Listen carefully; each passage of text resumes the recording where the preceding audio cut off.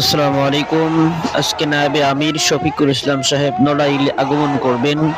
এই উপলক্ষে হাজারো জনতা রাস্তায় ভিড় করে দাঁড়িয়ে আছে কখন আমির সাহেব আসবেন এজন্য। লক্ষ লক্ষ জনতার ভিড়, মানুষের কত স্বতঃস্ফূর্ততা, কত আশা আকাঙ্ক্ষা। মুক্ত আকাশের নিচে আজ জামাত ইসলামের আমিরকে দেখতে পাবেন। এর জন্য মানুষের কত আকাঙ্ক্ষা, কত আকুতি নিয়ে দাঁড়িয়ে আছেন, যেটা দেখলে আপনি বুঝতে পারবেন। দেখেন,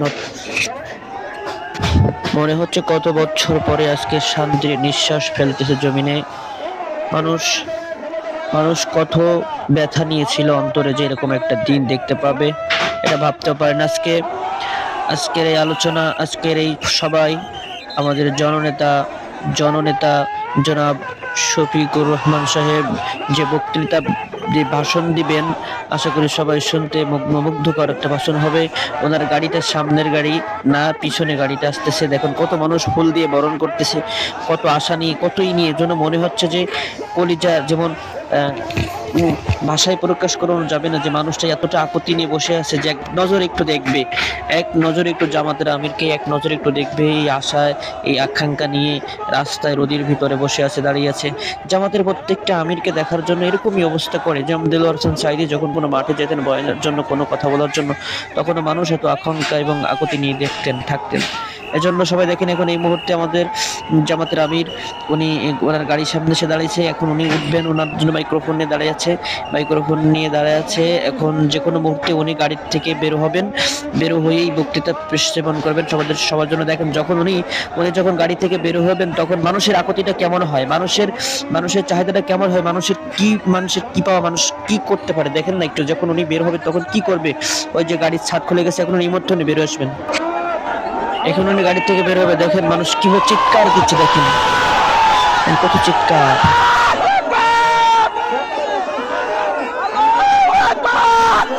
মনে হচ্ছে যেন মানুষ কলিজার মধ্যে শান্তি পাচ্ছে, তার কলিজার মধ্যে শান্তি অনুভব করতেছে জামাতের এই আমির। এনাকে দেখে মনে হচ্ছে মানুষ মুক্ত আকাশের নিচে। দেখুন না কত সুন্দর মনোমুগ্ধকর একটা দৃশ্য, যে দৃশ্যটা কত সুন্দর একটা দৃশ্য। দেখুন, মাইক্রোফোন নিশ্চয় নজর যে কোন কথা বলবেন, সবার উদ্দেশ্যে, জাতির উদ্দেশ্যে কি বলে, সবাই মনোযোগ সহকারে শ্রবণ করবেন।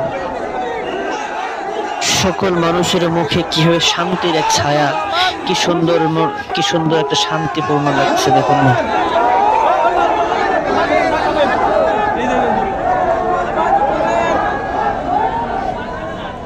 আসসালামু আলাইকুম ওয়া রাহমাতুল্লাহ।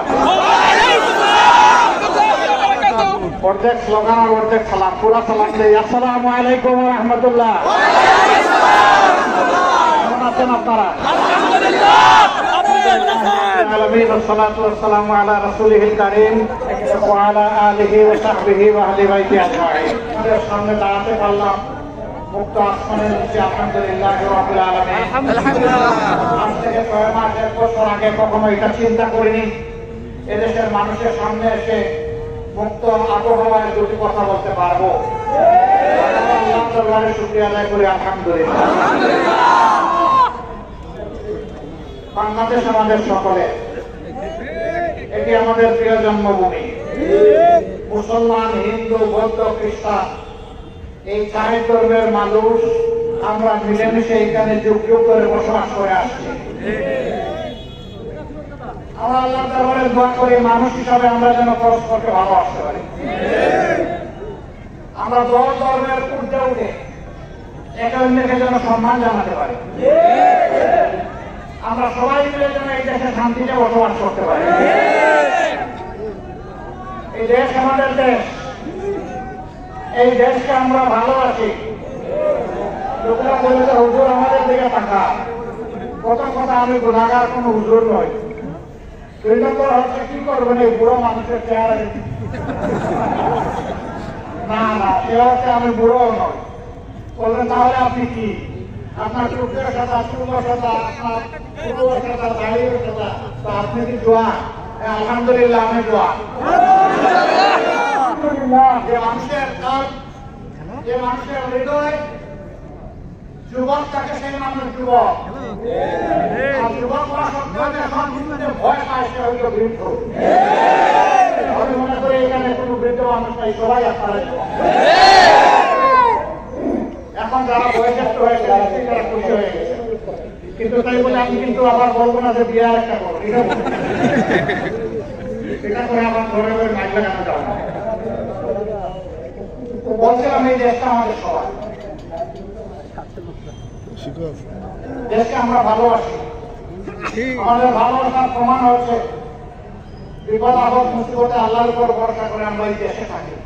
স্বাধীনতার পক্ষ থেকে, জামাত ইসলামের পক্ষ থেকে আপনাদেরকে দোয়ার দরখাস্ত, আল্লাহ এলাকার উপর রহম করুন, আপনাদের ফয়সালা নাযিল করুন, আপনাদের রিজিকে হায়াতে ইজ্জতে আল্লাহ তাআলা বরকত দান করুন। আসসালামু আলাইকুম ওয়া রাহমাতুল্লাহ।